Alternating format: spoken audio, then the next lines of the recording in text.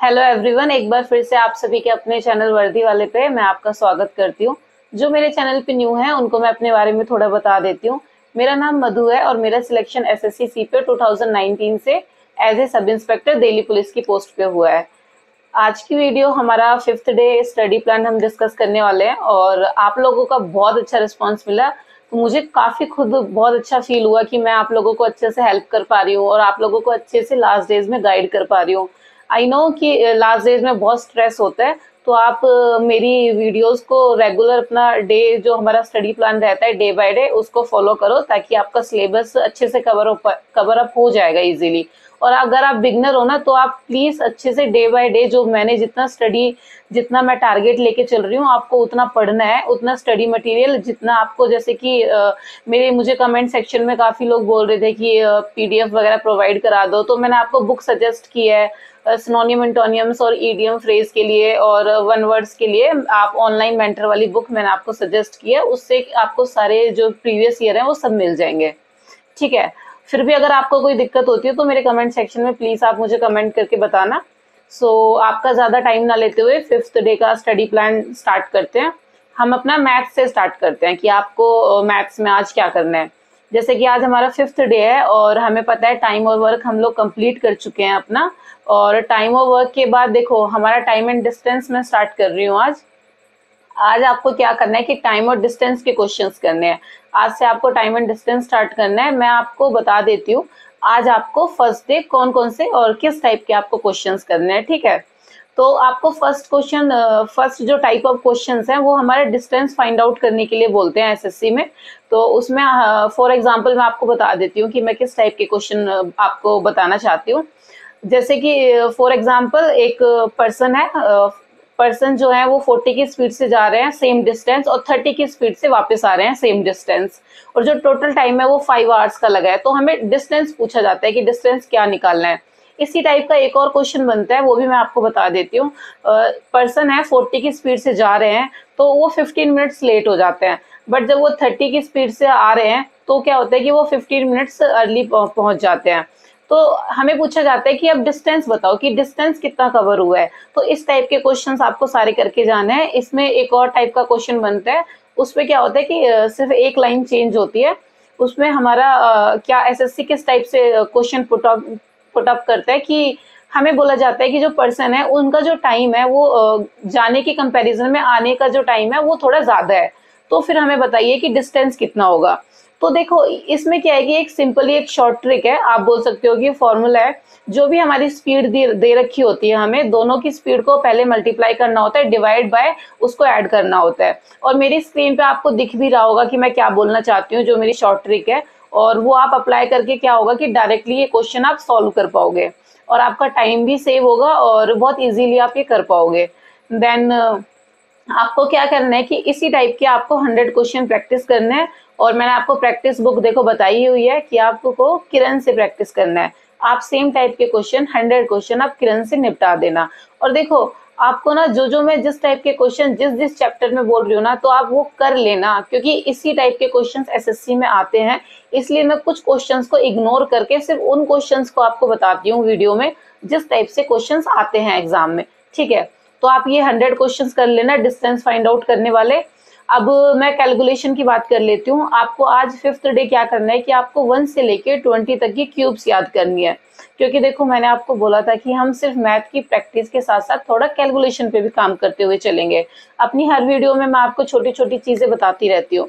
तो आज आपको क्या करना है कि 1 से लेके 20 तक, अगर आपको फर्स्ट टाइम आप क्यूब्स देख रहे हो तो आप 1 से लेके 15 तक के क्यूब याद कर लेना। ठीक है, तो ये हमारा मैथ्स का टॉपिक हुआ। अब हम रीजनिंग पे चलते हैं।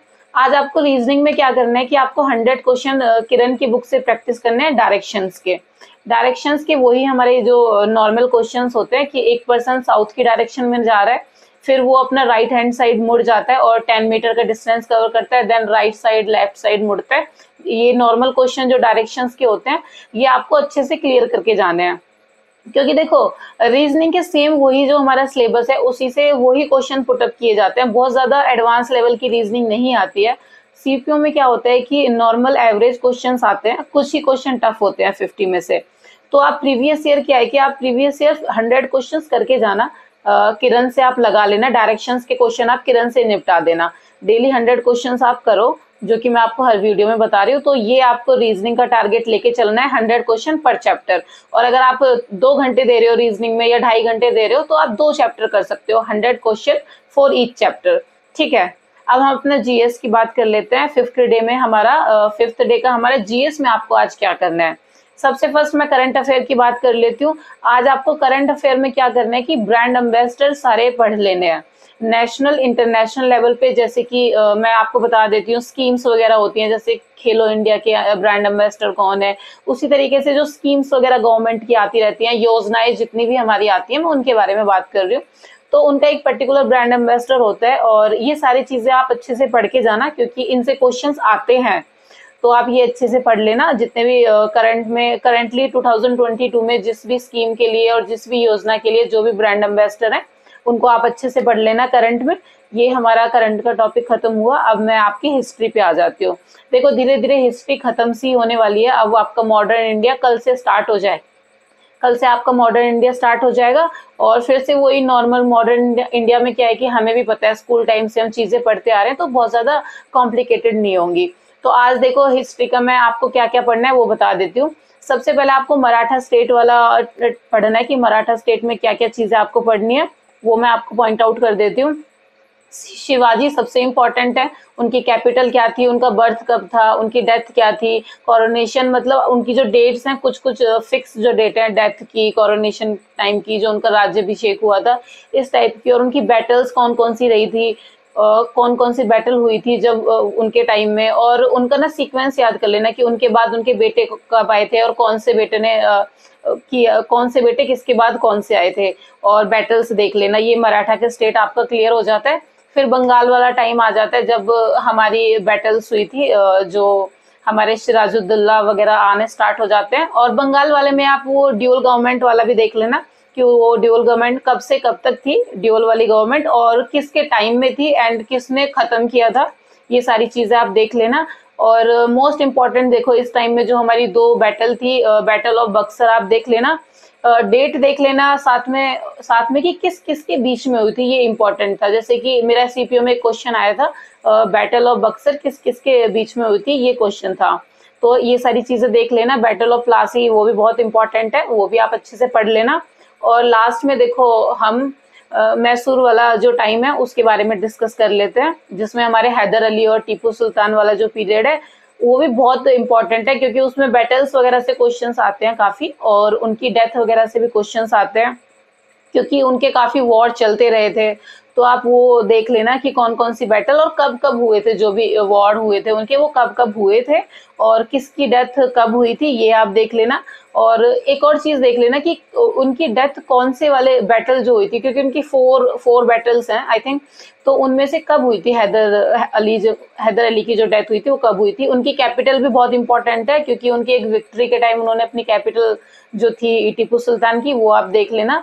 और उनकी ट्रीटी जो साइन हुई थी वो भी इम्पोर्टेंट है, ब्रिटिश गवर्नमेंट के साथ जब जब वॉर खत्म होता था, तो तब तब क्या क्या चीजें हुई, ये सारी चीजें आप देख लेना। ये इंपॉर्टेंट चीजें हैं, तो आप इतना कर लेना। उसके बाद देखो, हमारा ब्रिटिश वाला टाइम स्टार्ट करती हूँ मैं कल से, जिसमें हमारा मॉडर्न इंडिया स्टार्ट हो जाएगा। तो इतना आपको जीएस में आज करना है, 5th डे। ये सारी चीजें आपको मैं आपको सिर्फ टॉपिक ही नहीं बताती हूँ डेली जीएस में, मैं आपको जीएस में साथ साथ ये भी बताती हूँ डेली कि आपको इस चैप्टर में ना क्या चीज पढ़नी है। तो आप प्लीज वो तो आपको पढ़नी ही है, जितना मैं आपको बोलती हूँ ना, वो की पॉइंट्स ना बना लिया करो कि इनके क्वेश्चंस पढ़ने ही है। क्योंकि ना मैं वही चीजें बताती हूँ जो क्वेश्चंस आते हैं, जिस टॉपिक से ना क्वेश्चंस पूछे जाते हैं एसएससी में। ठीक है, तो लास्ट में हम इंग्लिश की बात कर लेते हैं कि हमें इंग्लिश में क्या पढ़ना है। मैंने देखो आपको कल बोला था कि आपको रूल्स वगैरह पढ़ने हैं, वॉइस हमारा स्टार्ट हुआ था कल से।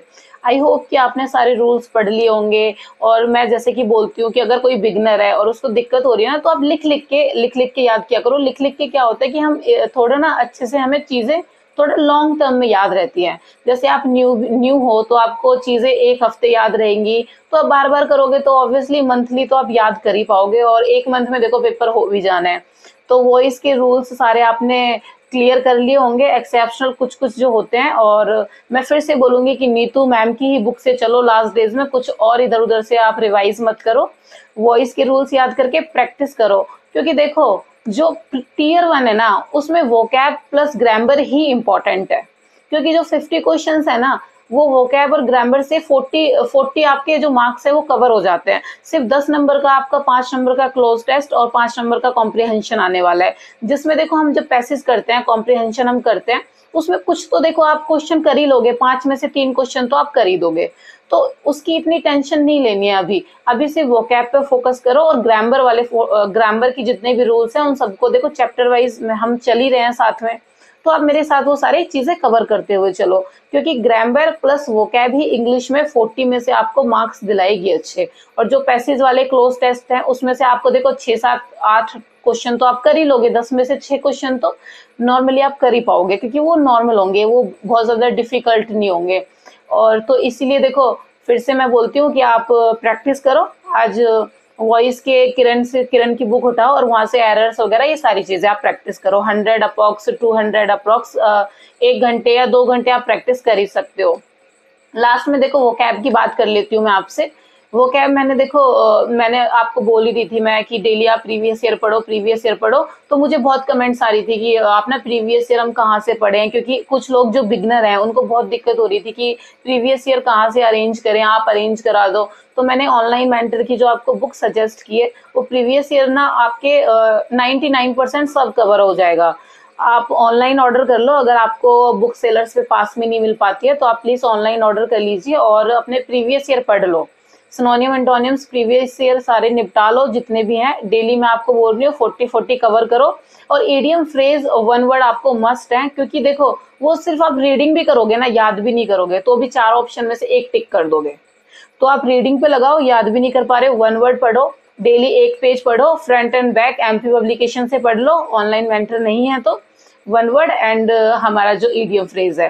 क्योंकि देखो 5 नंबर ईडियम फ्रेज आने वाला है, 5 नंबर ही हमारा 1 वर्ड आने वाला है, तो 10 मार्क्स की होती है यही।